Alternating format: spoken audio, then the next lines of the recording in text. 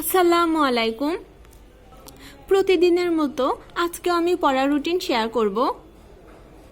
অনেকেই হয়তো আমার এই রুটিনে পড়া মনে রাখতে পারছেন না।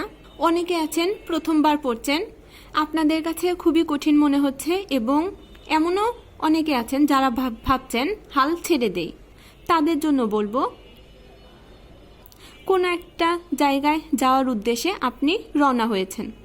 ওই জায়গায় পৌঁছানোর আগে আপনি যত দ্রুতই যান না কেন, আপনার কাছে কিন্তু রাস্তাটা অনেক দূরত্ব মনে হবে। কিন্তু ওই জায়গা দিয়ে আপনি যখন পরবর্তীতে ফিরবেন, তখন আপনার কাছে মনে হবে দূরত্বটা খুবই কম। এখানেও ঠিক একই বিষয় ঘটেছে। আপনি যখন প্রথমবার পড়ছেন, তখন আপনি অনেক পড়ছেন কিন্তু পড়া মনে রাখতে পারছেন না। ঠিক আপনি যখন দ্বিতীয়বার এই পড়াটা পড়বেন, তখন দেখবেন অনেক কিছু আপনার কাছে সহজ মনে হয়েছে, এবং অনেকগুলো টপিকস আপনি অল্পতেই মনে রাখতে পারবেন। ঠিক তখন যেই টপিকসগুলো আপনি অল্পতেই মনে রাখতে পারছেন, খুব একটাও পড়তে হচ্ছে না, ওই টপিকসগুলোতে অল্প সময় দিয়ে যেই প্রশ্নগুলো বা যেই টপিকসগুলো আপনার কাছে কঠিন মনে হচ্ছে, ওই টপিকসগুলো আপনি বেশি সময় দিবেন। তো আমি আজকের পড়ার রুটিনটা শেয়ার করব। Turning point with Fahia YouTube চ্যানেলে আপনাদের স্বাগতম।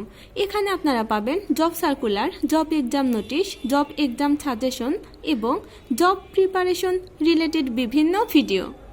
আজকে বাংলাদেশ বিষয়াবলীর পাকিস্তান আমল, মুক্তিযুদ্ধ ও বাংলাদেশের অভ্যুদয়। সাধারণত মুক্তিযুদ্ধ থেকে এবার কম প্রশ্ন আসার সম্ভাবনা আছে। বাংলাদেশের অভ্যুদয় এই অংশটা থেকে বেশি প্রশ্ন হতে পারে মুক্তিযুদ্ধের তুলনায়, বিশেষ করে 2024 সালের এই গণ অভ্যুত্থানটা। আপনারা যারা এর আগেও প্রস্তুতি নিয়েছেন, তাদের বইয়ে এই সম্পর্কে কোনো তথ্য নেই। আপনারা সাধারণত গুগল সার্চ করে তথ্য কালেক্ট করে পড়তে পারেন, অথবা কিছুদিন পর যে বইগুলো বের হবে, ওই বইয়ে অনেক সুন্দর করে সাজানো গোছানো তথ্য দেওয়া থাকবে, তখনও এই টপিকসটা পড়তে পারেন।